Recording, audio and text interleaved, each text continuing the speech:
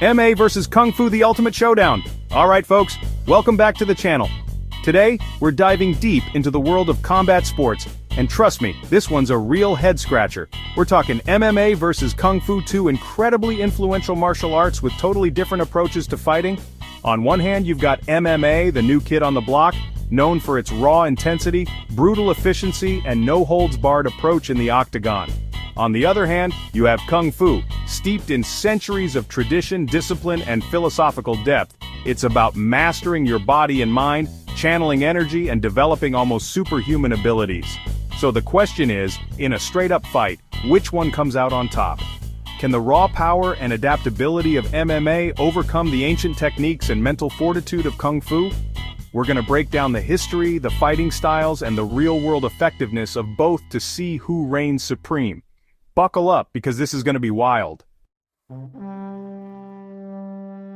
From blood sports to the octagon, the rise of MMA. To understand MMA, you gotta go back, way back to the ancient world, man. We're talking gladiators, pankration, these brutal no-rules contests where anything went.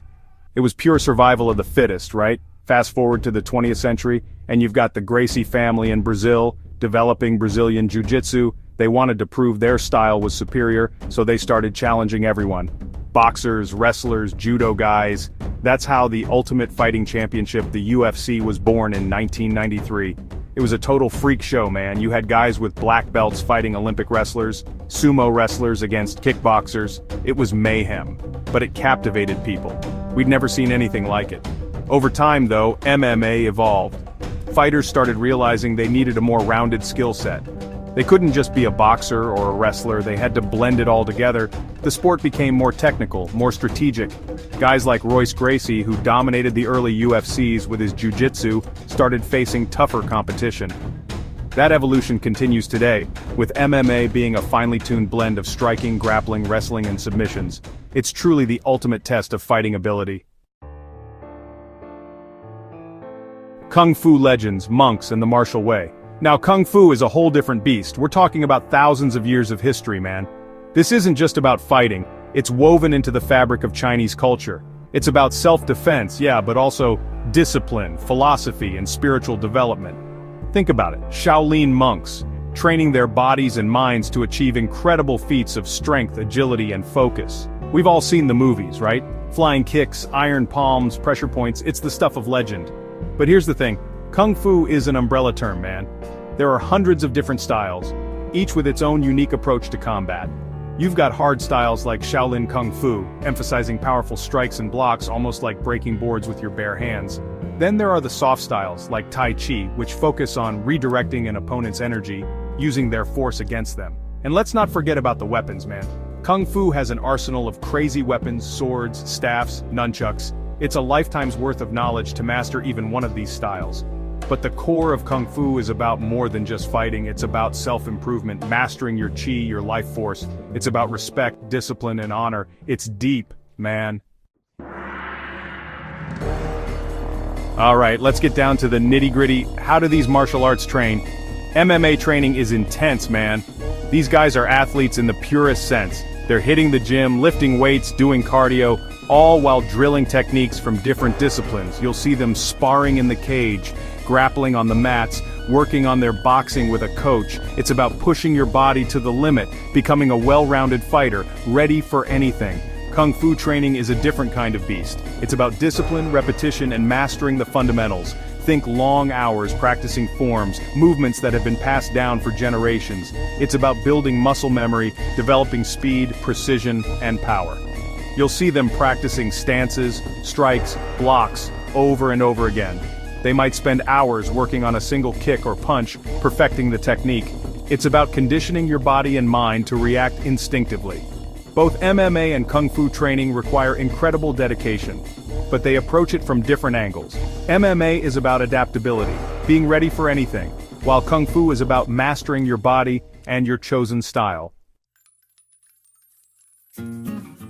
Now the question everyone wants to know, which martial art reigns supreme in a real fight? Well, it's not that simple, man. There's no easy answer. It depends on the individual fighters, their skill level, and the specific circumstances of the fight. MMA, with its focus on practicality and effectiveness, has a clear advantage in a no-rules scenario. These guys are trained to fight in the cage, where anything goes. They know how to strike, grapple, take an opponent down and finish the fight. We've seen countless examples of MMA fighters successfully defending themselves in street fights. They're like walking weapons. But here's the thing. Most street fights aren't like the octagon. They're chaotic, unpredictable.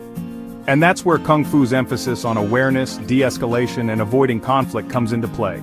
A skilled Kung Fu practitioner might be able to end a fight before it even begins, using their awareness to avoid danger. Plus, some Kung Fu styles, like Wing Chun, specialize in close-quarters combat, which could be advantageous in a street altercation. But let's be real.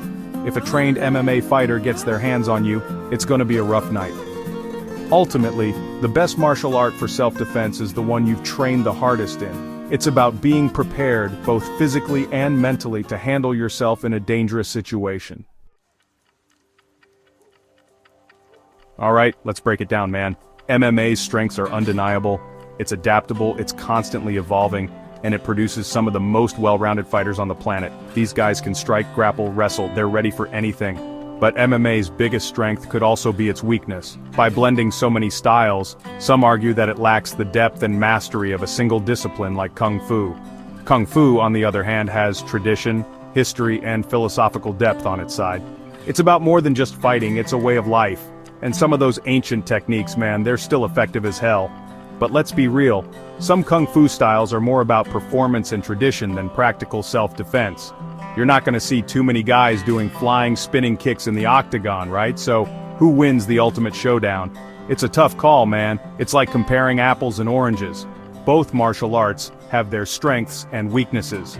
Ultimately, it comes down to the individual fighter, their skill level, and their fighting spirit. But one thing's for sure, studying either MMA or Kung Fu will push you to your limits physically and mentally. And so, there you have it, folks. MMA versus Kung Fu, a clash of styles, philosophies, and approaches to combat. We've explored their histories, training methods, and effectiveness, and honestly, it's a close call. What do you guys think? Which martial art do you think reigns supreme?